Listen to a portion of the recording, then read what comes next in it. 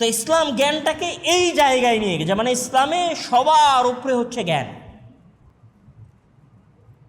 আজকেও যদি আমরা দেখি, ধরেন আজকে আমরা আমেরিকার কথা বলি, চায়নার কথা বলি, অথবা জাপানের কথা বলি, জার্মানের কথা বলি, অথবা ইসরায়েলের কথা বলি, অথবা ইংল্যান্ডের কথা বলি, এগুলোর সকল কিছুর পিছনে কি আছে? জ্ঞান আছে। মানে আপনি হয়তো ভাবছেন যে আমেরিকার অনেক শক্তি, ওকে ঠিক আছে, আমেরিকার অনেক শক্তি, কিন্তু শক্তির পেছনের জিনিসটা কি? জ্ঞান। আপনি যদি বলেন চায়না টেকনোলজিতে অনেক উন্নত, তারা যে যুগে বসবাস করে তাদের দেশে গেলে মনে হবে যে তারা আমাদের চাইতে 30 থেকে 50 বছর আগে আছে, মানে তারা এত আধুনিক এবং এত উন্নত। তাহলে চায়না এত আধুনিক এবং এত উন্নত কেন? জ্ঞানের কারণে। সারা পৃথিবীতে ইসরায়েলের এই যে প্রতাপ, সেটা কেন? ইসরায়েলের জ্ঞানের কারণে। সারা পৃথিবীতে বিজ্ঞান চর্চা করছে কারা? অমুসলিমেরা। সারা পৃথিবীতে জ্ঞান চর্চা করছে কারা? অমুসলিমেরা। আপনার কাছে যতই সোনা দানা থাক না কেন, সোনা দানা কি মুসলমানদের কাছে কম আছে? এই পৃথিবীর সবচেয়ে বেশি ধন সম্পদ এবং অর্থ সম্পত্তি মুসলমানদের কাছে আছে। মুসলমানদের যে আফ্রিকার অঞ্চল, আমরা যেগুলোকে উগান্ডা বলি, অথবা ঘানা বলি, অথবা মালি বলি, এই যে আফ্রিকার বৃহত্তর অঞ্চল, এই পুরো আফ্রিকার বৃহত্তর অঞ্চল হচ্ছে খনিজ পদার্থে পরিপূর্ণ। আর আফ্রিকার পুরো মহাদেশ হচ্ছে মুসলমানদের মহাদেশ। মালি নামে একটা এলাকা আছে আফ্রিকায়, যেটা মুসলমানেরা প্রায় 1000 বছর শাসন করেছে। এখানে 1000 বছরের খেলাফত ছিল মুসলমানদের। এই অঞ্চলে ব্যাপক অর্থ সম্পত্তি আছে। সারা পৃথিবীর 60%-এরও বেশি তেল আছে সৌদির আরামকো কোম্পানির কাছে। সারা পৃথিবী তেলের উপর দিয়ে চলে। এই যে মাঝখানে তেল ছিল না, বাংলাদেশে যে কি হাহাকার একটা পরিবেশ তৈরি হয়েছিল, সেটা আপনারা দেখেছেন। এই তেল কাদের কাছে আছে? এই তেল আছে সব মুসলিম দেশগুলোর কাছে। অর্থ সম্পত্তি তো আমাদের কাছে আছে, কিন্তু আমরা কি এই পৃথিবীর রাজা? আমরা এই পৃথিবীর রাজা না। এই পৃথিবীর সকল মানুষেরা আমাদেরকে সিজদা করে না। আমরা আজকে যতই মনে করি না কেন যে আমাকে বড় ব্যবসায়িক কেন্দ্র বানাতে হবে, আমি সেটা দিয়ে ব্যবসা করব, সেটা দিয়ে টাকা উপার্জন করব, এটা দিয়ে জাস্ট টাকা উপার্জন হবে, বিলাসিতা হবে, আর বড় কোনো কিছু হবে না। আপনি যদি এই সমাজের বাস্তবিক ক্ষমতার কেন্দ্রে যেতে চান, বাস্তবিক ক্ষমতাশীল হতে চান, তাহলে আপনাকে জ্ঞান অর্জন করতে হবে। জ্ঞান অর্জন করলে সারা পৃথিবী আপনাকে সিজদা করবে। তো ইসলাম দেখিয়েছে যে জ্ঞানের মর্যাদা কত বেশি।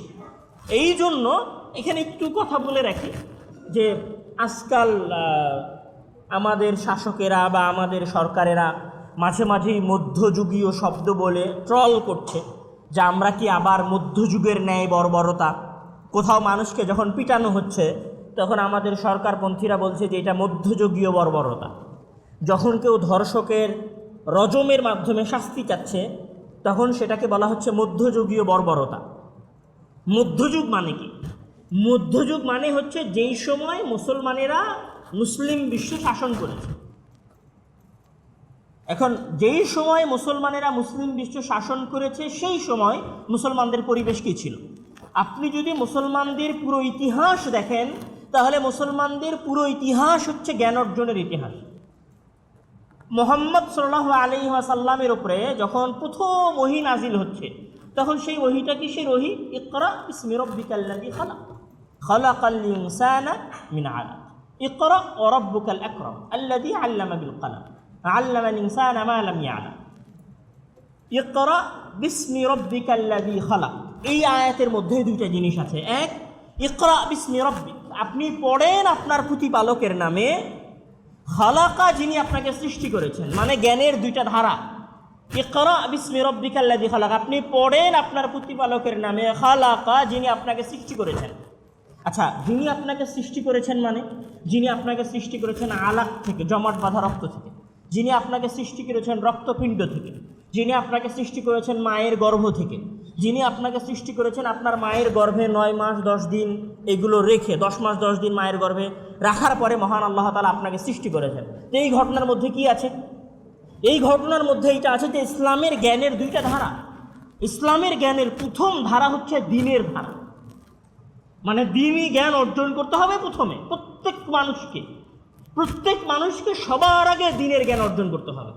এবার একজন মানুষের যখন দ্বীনের জ্ঞান অর্জন হয়ে যাবে খালাক, তখন সে খালাকার জ্ঞান অর্জন করবে। মানে মহান আল্লাহ তাআলা কীভাবে এই পৃথিবীকে সৃষ্টি করেছেন, মহান আল্লাহ তাআলা কীভাবে মানুষকে সৃষ্টি করেছেন, মানুষ এখানে কিভাবে প্রযুক্তিতে উন্নত হবে, মানুষ এখানে কিভাবে মহান আল্লাহ তাআলার সৃষ্টি নিয়ে গবেষণা করবে, সেই বিষয়ে জ্ঞান অর্জন করতে হবে। আপনি যদি মুসলমানদের যখন রাসূল সাল্লাল্লাহু আলাইহি ওয়াসাল্লামের সময়, রাসূল সাল্লামের পরের দীর্ঘ এই অঞ্চলে যান, যখন মুসলমানেরা বর্তমান সিরিয়ায় শাসন করছিল, যখন মুসলমানেরা বর্তমান স্পেন, এই যে এখন ফুটবল খেলা নিয়ে আমাদের মাঝে অনেক আলোচনা হচ্ছে, আমরা হয়তো এখন স্পেনকে ফুটবল খেলার জন্য চিনি, কিন্তু স্পেনে এক সময় মুসলমানদের জ্ঞানের কেন্দ্র ছিল। তো মুসলমানদের ইতিহাসটা ছিল জ্ঞানের ইতিহাস। যতদিন মুসলমানদের কাছে জ্ঞান চর্চা ছিল, আবারও বলছি, যতদিন মুসলমানদের কাছে জ্ঞান চর্চা ছিল, ততদিন মুসলমানেরা পুরো পৃথিবীর উপরে শাসন করেছে। ততদিন আমাদেরকে এটা বোঝানো হয়েছে যে মুসলমানদের ইতিহাস কি যুদ্ধ বিগ্রহের ইতিহাস, মুসলমানদের ইতিহাস কি জিহাদের ইতিহাস, মুসলমানদের ইতিহাস কি লড়াইয়ের ইতিহাস না।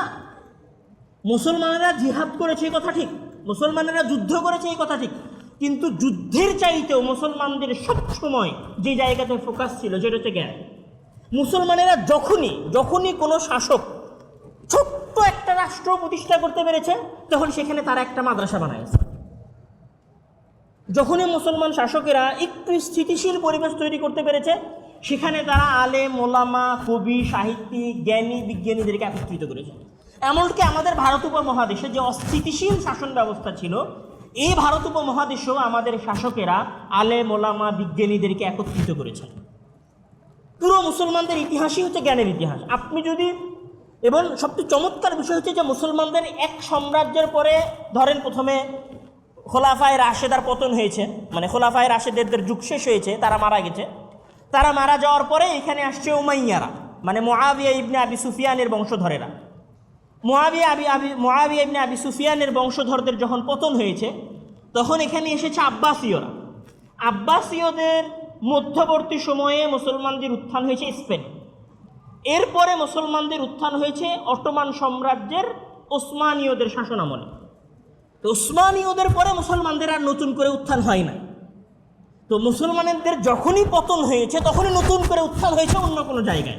এটার কারণ কি? এটার কারণ হচ্ছে মুসলমানদের জ্ঞানের যে চর্চা, সেটা চলমান থেকেছে। এক জায়গায় পতন হয়ে গেছে, আর এক জায়গায় উত্থান ঘটে গেছে।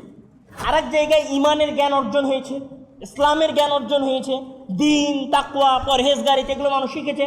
তখন ওখানে মানুষ মনে করেছে যে আমাদেরকে খেলাফত প্রতিষ্ঠা করতে হবে। এইটা যখন প্রতিষ্ঠা হয়ে গেছে, তখন মুসলমানেরা মনে করেছে যে আমাদেরকে দুনিয়ার জ্ঞান অর্জন করতে হবে। তখন সেখানে মুসলমানরা দুনিয়ার জ্ঞান অর্জন করেছে। কিন্তু অটোমান সাম্রাজ্যে এই জায়গাটাই অন্য শাসন আমলগুলোর চাইতে কম। এই জন্য যখন অটোমান সাম্রাজ্য ব্রিটিশ সাম্রাজ্যের সাথে যুদ্ধ করেছে, অটোমান সাম্রাজ্য যখন ফ্রান্সদের সাথে যুদ্ধ করেছে, তখন এই যুদ্ধগুলোতে অটোমান সাম্রাজ্য টিকতে পারেনি। কেন? আপনার কাছে তো ইনোভেশন নাই, আবিষ্কার নাই। তাদের কাছে শক্তিশালী কামান তৈরি করেছে, তারা শক্তিশালী কামান দিয়ে আপনার উপর হামলা করেছে, আপনি পরাজয় হয়েছেন। শক্তিশালী গুলি আবিষ্কার করেছে, সেটা দিয়ে আপনার উপর হামলা করেছে, আপনার পরাজয় হয়েছে। কিন্তু আপনি তো গবেষণা করেননি যে আমি শক্তিশালী কামান কীভাবে বানাবো, আপনি তো গবেষণা করেননি আমি শক্তিশালী গুলি কীভাবে বানাবো। আপনি কি করেছেন? বিলাসিতায় মত্ত হয়েছেন। তখন মুসলমানদের পতন হয়েছে। তো আমরা যদি ইসলামের পুরো ইতিহাসটাও দেখি, তো ইসলামের পুরো ইতিহাসেও শুধুমাত্র জ্ঞান চর্চার ইতিহাস আছে। এখানে আরও একটা কথা বলে রাখি, হয়তো আমাদের অনেকের বুঝে নাও আসতে পারে, তারপরেও আমি বলে রাখার জন্য বলে রাখছি। যেইটাকে মানুষ আজকে অন্ধকার যুগ বলছে বা বারবার মধ্যযুগ বলে যেটাকে ক্রিটিসাইজ করা হচ্ছে, আপনাদের কাছে মধ্যযুগের আগের যুগ হচ্ছে গ্রিকদের যুগ, অ্যারিস্টোটল, প্লেটো এবং তাদের পরবর্তীদের যুগ। এখন কথা হচ্ছে যে অ্যারিস্টোটল, প্লেটো এদের যে পরের যুগ আছে বা গ্রিক সভ্যতার যে যুগ আছে, এই গ্রিক সভ্যতার যে জ্ঞান বিজ্ঞান আছে, তাদেরও এইটাতে অংশগ্রহণ আছে জ্ঞান চর্চায়। তো ওই জ্ঞান চর্চার পরে এই যে আধুনিক যে দুনিয়া এবং আধুনিক বিশ্ব, এই দুইটার মাঝে তো কোনো একটা ওসিলা ছিল। মানে ডাইরেক্ট তো অ্যারিস্টোটল আর প্লেটোর জ্ঞান ওইখান থেকে সরাসরি আধুনিক যুগে চলে আসেনি। মানে একবারেই তো ক্যামেরা আবিষ্কার হয় নাই, একবারেই তো মানুষ উঠতে শেখেনি, একবারই তো মানুষ মহাকাশ সম্পর্কে গবেষণা করা শেখেনি। মাঝখানের তো স্তর আছে, এই স্তরে কারা ছিল? এই স্তরটাতে যদি আপনি খুঁজতে যান যে মাঝখানের স্তরে কারা আছে, তাহলে আপনি দেখবেন যে মাঝখানের স্তরে আছে মুসলমানেরা। মাঝখানের স্তরে পুরো বিশ্ব শাসন করেছে প্রায় লাগাতার 1000 বছর যাবৎ মুসলমানেরা। তাহলে 1000 বছর যাবৎ যদি পুরো বিশ্ব মুসলমানেরা শাসন করে থাকে, আর মুসলমানেরা যদি জ্ঞান চর্চাই না করে থাকে, তাহলে আজকে আপনারা এত আধুনিক হলেন কেমন করে? মুসলমানেরা জ্ঞান চর্চা করেছিল বলেই তো আপনারা আজকে এত আধুনিক। যেমন ক্যামেরার সর্বপ্রথম যে ধারণা, সেটা এসেছিল স্পেন থেকে। উড়োজাহাজের সর্বপ্রথম যে ধারণা, সেটা তৈরি হয়েছিল আব্বাস ইবনে ফিরনাসের মাধ্যমে স্পেনে। মহাকাশ গবেষণার যে চিন্তা ভাবনা, এটা সর্বপ্রথম তৈরি হয়েছিল আব্বাসীয় সালতানাতের শাসন আমলে বাগদাদে। এগুলোর স্তর আছে, তো মাঝখানের স্তরটাকে আপনি কোনোভাবেই বাদ দিতে পারবেন না। তো যাই হোক, ওইটা আমাদের আলোচ্য বিষয় না। আমাদের আলোচ্য বিষয় হচ্ছে যে ইসলামের সবচেয়ে গুরুত্বপূর্ণ বিষয় হচ্ছে জ্ঞান, এবং একজন মানুষের সৃষ্টিগত বৈশিষ্ট্য হচ্ছে জ্ঞান অর্জন করা। একজন মানুষ হওয়ার পর থেকে নিয়ে শুরু করে, আল্লাহর প্রতি বিশ্বাস স্থাপন করা থেকে নিয়ে শুরু করে তার জ্ঞানের যাত্রা শুরু হবে, এবং জ্ঞান অর্জন করতে হবে। মানুষ হওয়ার জন্য জ্ঞান অর্জন করতে হবে, একজন পরিপূর্ণ মুসলিম হওয়ার জন্য জ্ঞান অর্জন করতে হবে। আপনি পরিপূর্ণ মুসলিমই হতে পারবেন না জ্ঞান অর্জন করা ছাড়া। সুতরাং এইটা বলার কোনো অপশন নাই যে ইসলামে জ্ঞানকে অবহেলা করা হয়েছে, বরং প্রত্যেক মুসলিমের উচিত জ্ঞান অর্জন করা। কিন্তু দুর্ভাগ্যজনক হলেও সত্য, যেটা আমাদের সবার ক্ষেত্রে এই সমস্যা আছে, আমাদের যুবক শ্রেণীরা যখন একটু সুযোগ পায় তখন মোবাইলে গেম খেলে, আমরা যখন একটু সুযোগ পাই তখন আমরা মোবাইলে রিলস দেখি, আমরা যখন একটু সুযোগ পাই তখন আমরা গল্প, অহেতুক কার্যকলাপে নিজেদের সময় ব্যয় করি। এই জিনিসটাই যদি আপনি ইউরোপিয়ানদের মাঝে খোঁজার চেষ্টা করেন, আপনি যদি উন্নত বিশ্বে খোঁজার চেষ্টা করেন, তাহলে তাদের মাঝে দেখবেন যে আমরা যেই সময়টা মোবাইল ব্যবহার করার মাধ্যমে নষ্ট করি, তারা সেই সময়টা বই পড়ার মাধ্যমে ব্যয় করে। আপনি যতই উন্নত হতে চান না কেন, আর আপনি যতই বড় বাজেট দেন না কেন, আপনার সমাজে যদি আপনি জ্ঞানকে আম না করতে পারেন, জনসাধারণের মাঝে জ্ঞান যদি ছড়িয়ে দিতে না পারেন, এখন ধরেন, আচ্ছা জ্ঞান ছড়িয়ে দেওয়া মানে কি? জ্ঞান ছড়িয়ে দেওয়া মানে সারা বাংলাদেশে আমি প্রাইমারি স্কুল করলাম, এটা জ্ঞান ছড়িয়ে দেওয়া? জ্ঞান ছড়িয়ে দেওয়া মানে আমি সারা বাংলাদেশে অসংখ্য কলেজ বানালাম, এটা জ্ঞান ছড়িয়ে দেওয়া? সারা বাংলাদেশে আমি পুরো বিশ্ববিদ্যালয়গুলোর জন্য 12,000 কোটি টাকার বাজেট ঘোষণা করলাম, এটা হচ্ছে জ্ঞান ছড়িয়ে দেওয়া? এটা জ্ঞান ছড়িয়ে দেওয়া না। আপনারা তো বিশ্ববিদ্যালয় করেছেন আজ থেকে 70 বছর আগে, কিন্তু আপনাদের বিশ্ববিদ্যালয়গুলোর আউটপুট কি? আপনাদের কলেজগুলোর আউটপুট কি? মানে আমাদের এই কলেজগুলো, আমাদের বিশ্ববিদ্যালয়গুলো আমাদেরকে কি দিয়েছে? কতটুকু দিয়েছে? দেওয়ার মাত্রা কতটুকু? কিছুই না। তাহলে শুধু স্কুল, কলেজ, বিশ্ববিদ্যালয় এগুলো করলে হবে না, বরং এগুলোতে যেন জ্ঞান চর্চা হয় সেইটার ব্যবস্থা করতে হবে। আপনারা এখানে আবার এক শ্রেণীর মানুষ বলবে যে তাহলে আমাদেরকে ধারণা তৈরি হবে, বা আমাদের মাদ্রাসার ছাত্ররাও মনে করতে পারে যে যেহেতু মুসলমানেরা মানে জ্ঞান চর্চা করতে হবে, বিজ্ঞান চর্চা করতে হবে, তাহলে তো আমাদের মাদ্রাসায় পড়ার দরকার নাই, আমাদের স্কুলে পড়তে হবে, আমাদের বিশ্ববিদ্যালয়ে যেতে হবে, আমাদের কলেজে যেতে হবে। বাংলাদেশের স্কুল কলেজে পড়ে কয়টা বিজ্ঞানী তৈরি হয়েছে? বাংলাদেশের বিশ্ববিদ্যালয়ে পড়ে এবং বাংলাদেশের কলেজগুলোতে পড়ে, বাংলাদেশের যে ইঞ্জিনিয়ারিং ইনস্টিটিউট আছে, এই ইঞ্জিনিয়ারিং ইনস্টিটিউশনগুলোতে পড়ে কয়জন ছাত্র প্রকৃত মেকানিক্যাল ইঞ্জিনিয়ার হয়েছে? হয় নাই। সুতরাং মানে মাদ্রাসাকে ছোট করে দেখার আর স্কুল কলেজকে মহান বড় করে দেখার মতো পরিবেশ বাংলাদেশে তৈরি হয় না। বাংলাদেশে দুইটাই ক্লপস, ব্যর্থ অবস্থায় আছে। আপাত দৃষ্টিতে যদি দেখা যায় তাহলে মাদ্রাসার পরিবেশ একটু ভালো আছে, মানে ওদের যে মাকসাদ ছিল ওরা অন্তত ওই মাকসাদে কিছুটা হলেও সফল। আর আমাদের স্কুল কলেজ বিশ্ববিদ্যালয়গুলোর যে মাকসাদ ছিল, যে উদ্দেশ্য ছিল, সেই উদ্দেশ্যে আমরা সফল না। সুতরাং এই যে দীর্ঘ বাজেট, আপনাদের এই যে দীর্ঘ শিক্ষা ব্যবস্থা, এই যে এত স্কুল কলেজ করার আপনাদের পরিকল্পনা, ছাত্র যেন না ঝরে যায় এই জন্য বিভিন্ন ধরনের সুযোগ সুবিধা দেওয়া, এগুলো আপনি সবই করছেন। সব করে ছেলেটাকে যখন বিশ্ববিদ্যালয়ে নিয়ে যাচ্ছেন, তখন আপনি ওই ছেলেটাকে রাজনীতিতে পুশিং করাচ্ছেন, রাজনীতিতে ঢুকাচ্ছেন, আর মাথাটা নষ্ট করে দিচ্ছেন। আর 4 বছরের অনার্স শেষ হতে সময় লাগছে 6 বছর, 7 বছর, 10 বছর। ও রাজনীতি না করলে হল পাবে না। মানে আপনি ওকে জ্ঞানের কথা বলে নিয়ে যাচ্ছেন বিশ্ববিদ্যালয়ে, জ্ঞানের কথা বলে নিয়ে যাচ্ছেন কলেজে, কিন্তু বিশ্ববিদ্যালয় কলেজগুলোতে নিয়ে যাওয়ার পরে ওই ছেলেটার কী অবস্থা? পুরো সরকার ব্যবস্থা, পুরো সরকারের এই সিস্টেম ইচ্ছাকৃতভাবে পুরো শিক্ষা ব্যবস্থাকে ধ্বংস করে রেখেছে। আমরা যতই উন্নত হওয়ার কথা বলি না কেন, আর আমরা যতই সংসদে বসে এই বিশাল 8-9 লক্ষ কোটি টাকার বাজেট ঘোষণা দেখে টেবিল চাপড়ায় না কেন, এগুলোর বিন্দুমাত্র মূল্যায়ন নাই, এগুলোর বিন্দুমাত্র মূল্যও নাই। মূল্য নাই কেন? ধরেন ভারত যদি মনে করে যে আগামীকাল আপনাকে দখল করবে, তো আগামীকাল আপনারা দখল করে ফেলবে, সর্বোচ্চ 3 দিন লাগবে আপনাকে দখল করতে। সারা পৃথিবী যদি আপনাদেরকে তেল গ্যাস দেওয়া বন্ধ করে দেয়, আপনাদের কোনো কিছু চলবে না, সব অফ হয়ে যাবে। আর আপনারা জাস্ট হাওয়ার উপরে ভাসতেছেন। তো হাওয়ার উপরে যারা ভাসছে তাদের এত উল্লাস করার কোনো কিছু নাই, বরং তাদের সমস্যা খোঁজার আছে। আর সেই সমস্যাটা হচ্ছে প্রকৃত পদ্ধতিতে আসল উপায়ে জ্ঞান অর্জন করা। ইসলাম সবসময় জ্ঞান অর্জনের কথা বলেছে। ইসলামে জ্ঞান অর্জনটা এত বেশি সূক্ষ্ম বিষয়, ইসলামে জ্ঞান অর্জনটা এত বেশি সূক্ষ্ম বিষয় যে ইসলাম জ্ঞান অর্জনের ক্ষেত্রে নিয়ত পরিশুদ্ধ করা, মানে আপনি কেন জ্ঞান অর্জন করবেন সেই উদ্দেশ্যটাও ইসলাম পরিচ্ছন্ন করার কথা বলছে।